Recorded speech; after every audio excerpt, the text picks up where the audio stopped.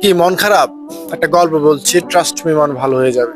প্রচন্ড ঝড় বৃষ্টি, মাঝ সমুদ্রে একটা জাহাজ, সবগুলো যাত্রী নিয়ে ডুবে গেল, সবাই মারা গেল।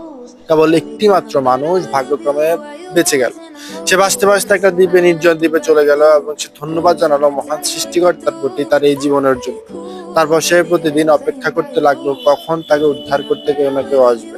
সে সৃষ্টিকর্তাকে বলতে থাকলো যে আল্লাহ, আপনি তো আমার এই নতুন একটা জীবন দিয়েছেন, এখন আমাকে আমার বাসায় যাওয়ার ব্যবস্থা করে দেন। কিন্তু দিন যায়, সপ্তাহ যায়, মাস যায়, কেউ তাকে উদ্ধার করতে আসে না।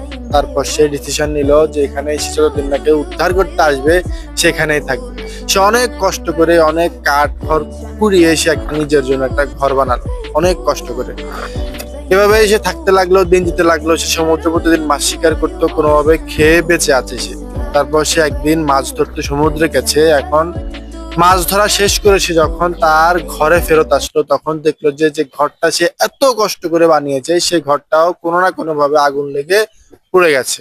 তারপর সে নিজের প্রতি বিলাপ করতে লাগলো, সৃষ্টিকর্তার কাছে অভিযোগ করতে লাগলো যে আল্লাহ, তুমি আমাকে একটা জীবন নতুন ভাবে দিয়েছো, আবার তুমি আমাকে ঠিকভাবে বাঁচতে দিচ্ছ না। আমার ভাগ্যে কেন এরকম লেখা আছে?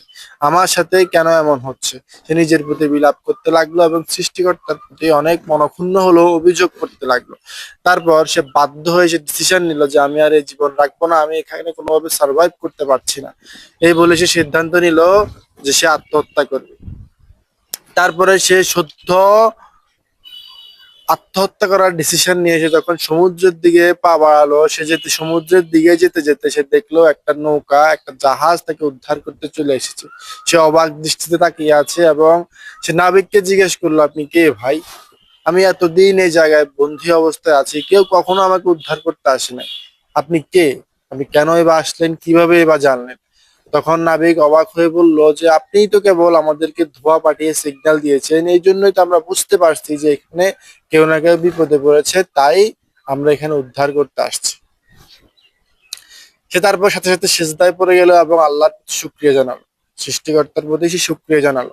মূল উদ্দেশ্য হচ্ছে আমরা মাঝে মধ্যে আল্লাহর কোনো ডিসিশন আমাদের মন মতো না হলে আমরা নিজের প্রতি অভিযোগ শুরু করে দিই, আল্লাহকে ব্লেম করা শুরু করে দিই, ভাগ্যের প্রতি ব্লেম করা শুরু করে দিই। কেন কেন শুধুমাত্র আমার সাথে এটা হলো? আমার সাথে এটা না হলেও তো পারতো, আল্লাহ কি জন্য আমার সাথে এটা করলো? কিন্তু আসলে এটা উচিত নয়। উচিত সেটাই সৃষ্টিকর্তার প্রত্যেকটা ডিসিশন আমাদের মেনে নেওয়া এবং অপেক্ষা করা ঠিক ওই সময়ের জন্য যখন আমাদের জীবনের সেরা উপহারটা আমাদের কাছে এসে পৌঁছাবে। ধন্যবাদ।